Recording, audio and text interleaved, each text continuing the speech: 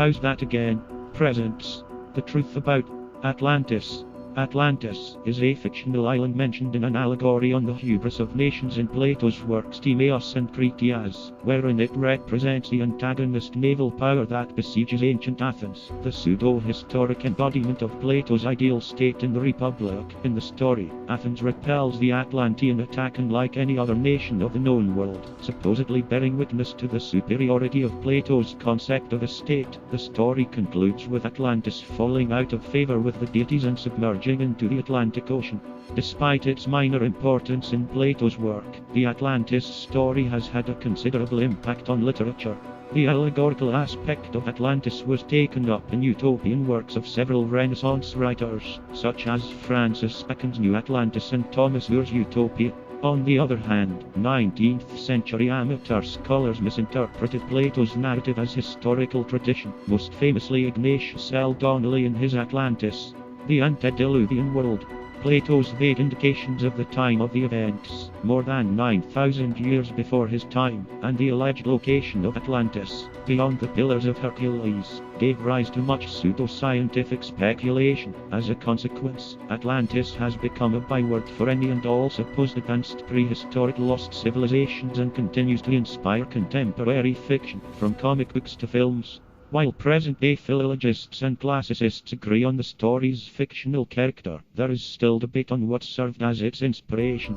Plato is known to have freely borrowed some of his allegories and metaphors from older traditions, as he did, for instance, with the story of Eurygus. This led a number of scholars to investigate possible inspiration of Atlantis from Egyptian records of the Therian eruption, the Sea People's invasion, or the Trojan War. Others have rejected this chain of tradition as implausible and insist that Plato created an entirely fictional account, drawing loose inspiration from contemporary events such as the failed Athenian invasion of Sicily in 415 to 413 BC, or the destruction of Helike in 373 BC. Aside from Plato's original account, modern interpretations regarding Atlantis are an amalgamation of diverse, speculative movements that began in the 16th century, when scholars began to identify Atlantis with the New World.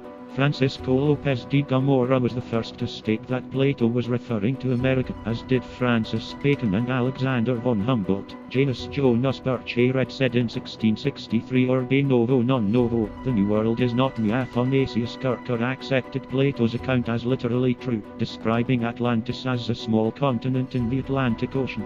Contemporary perceptions of Atlantis share roots with Mayanism, which can be traced to the beginning of the modern age, when European imaginations were fueled by their initial encounters with the indigenous peoples of the Americas. From this era sprang apocalyptic and utopian visions that would inspire many subsequent generations of theorists. Most of these interpretations are considered pseudo-history, pseudo-science, or pseudo-archaeology, as they have presented their works as academic or scientific, but lack the standards or criteria.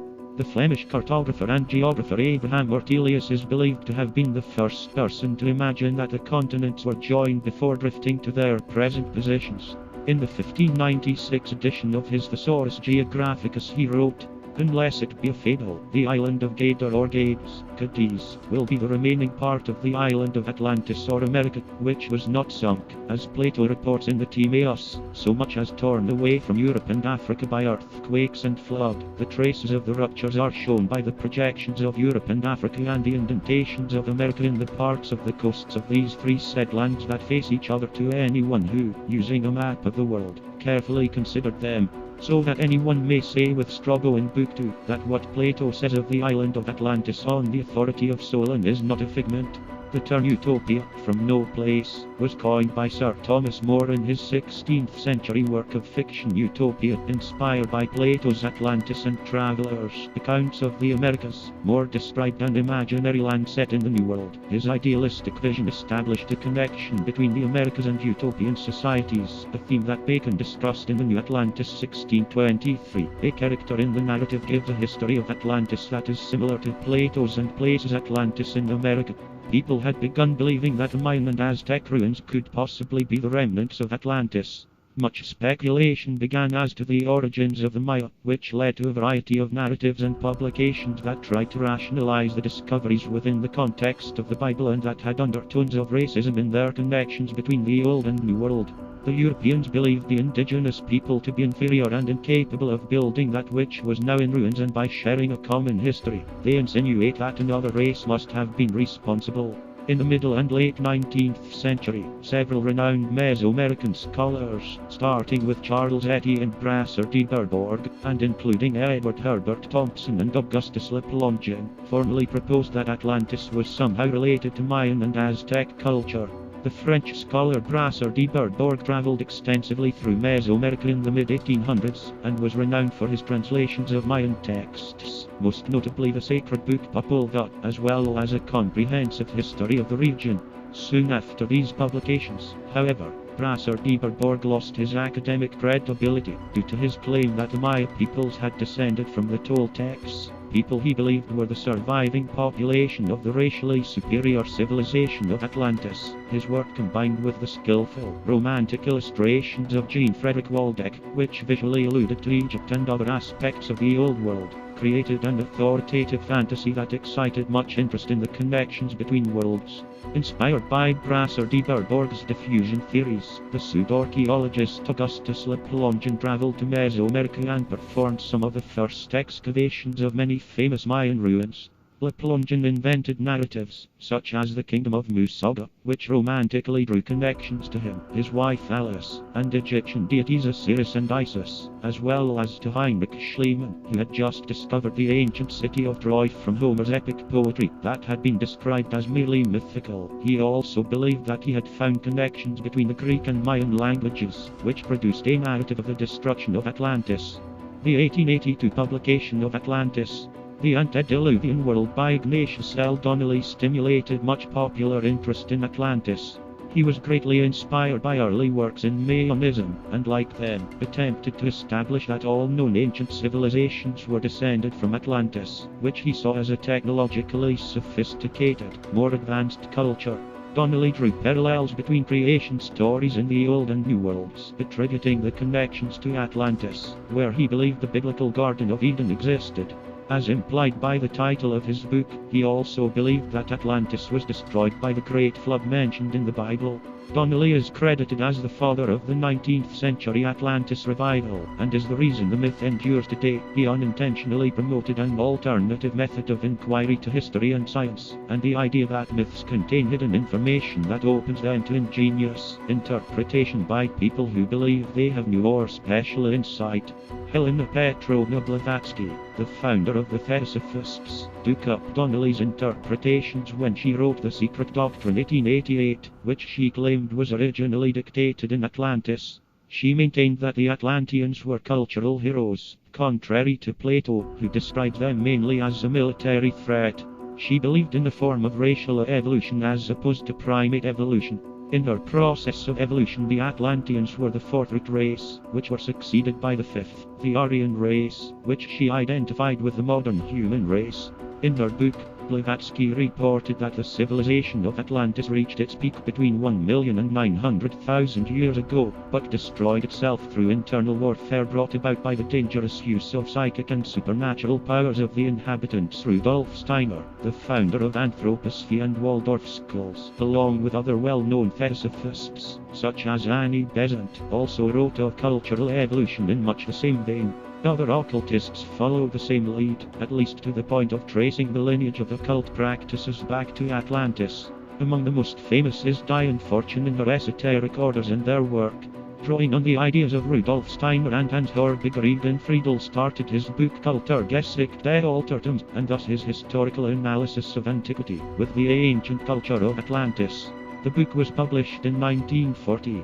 Blavatsky was also inspired by the work of the 18th century astronomer Jean-Sylvain Bailly, who had orientalized the Atlantis myth in his mythical continent of Hyperborea, a reference to Greek myths featuring the northern European region of the same name, home to a giant. godlike race. Dan Edelstein claims that her reshaping of this theory in The Secret Doctrine provided the Nazis with a mythological precedent and a pretext for their ideological platform and their subsequent genocide. However, Blavatsky's writings mention that the Atlantean were in fact olive-skinned peoples with Mongoloid traits who were the ancestors of modern Native Americans, Mongolians, and Malayans. The idea that the Atlanteans were Hyperborean Nordic supermen who originated in the northern Atlantic or even in the far north was popular in the German Ariosific movement around 1900, propagated by Guido von List and others. It gave its name to the Filgesellschaft, an anti-Semite Munich lodge, which preceded the German Nazi Party. The scholars Karl Georg Zich 1920 and Hermann Wirth 1928 were the first to speak of the Nordic Atlantean, or Aryan Nordic, master race that spread from Atlantis over the northern hemisphere and beyond. The Hyperboreans were contrasted with the Jewish people. Party ideologist Alfred Rosenberg in The Myth of the 20th Century, 1930, and SS leader Heinrich Himmler made it part of the official doctrine. The idea was followed up by the adherents of esoteric Nazism such as Julius Evola in 1934, and, more recently, Miguel Serrano 1978. The idea of Atlantis as the homeland of the Caucasian race would contradict the beliefs of older esoteric and theosophic groups, which taught that the Atlanteans were non-Caucasian brown-skinned peoples. Modern esoteric groups, including the Theosophic Society, do not consider Atlantean society to have been superior or utopian. They rather consider it a lower stage of evolution. The clairvoyant Edgar Cayce spoke frequently of Atlantis. During his life readings, he claimed that many of his subjects were reincarnations of people who had lived there. By tapping into their collective consciousness, the Akashic Records, a term borrowed from Theosophy, Cayce declared that he was able to give detailed descriptions of the lost continent. He also asserted that Atlantis would rise again in the 1960s, sparking much popularity of the myth in that decade, and that there is a hall of records beneath the Egyptian Sphinx which holds the historical texts of Atlantis. As continental drift became widely accepted during the 1960s, and the increased understanding of plate tectonics demonstrated the impossibility of the lost continent in the geologically recent past, most lost continent theories of Atlantis began to wane in popularity. Plato scholar Julianus Regents, professor of philosophy at the University of Arizona, had this to say on the matter: "The continuing industry of discovering Atlantis illustrates the dangers of reading Plato.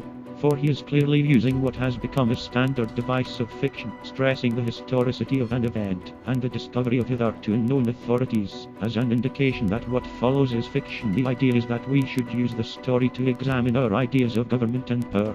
We have missed the point if instead of thinking about these issues we go off exploring the seabed."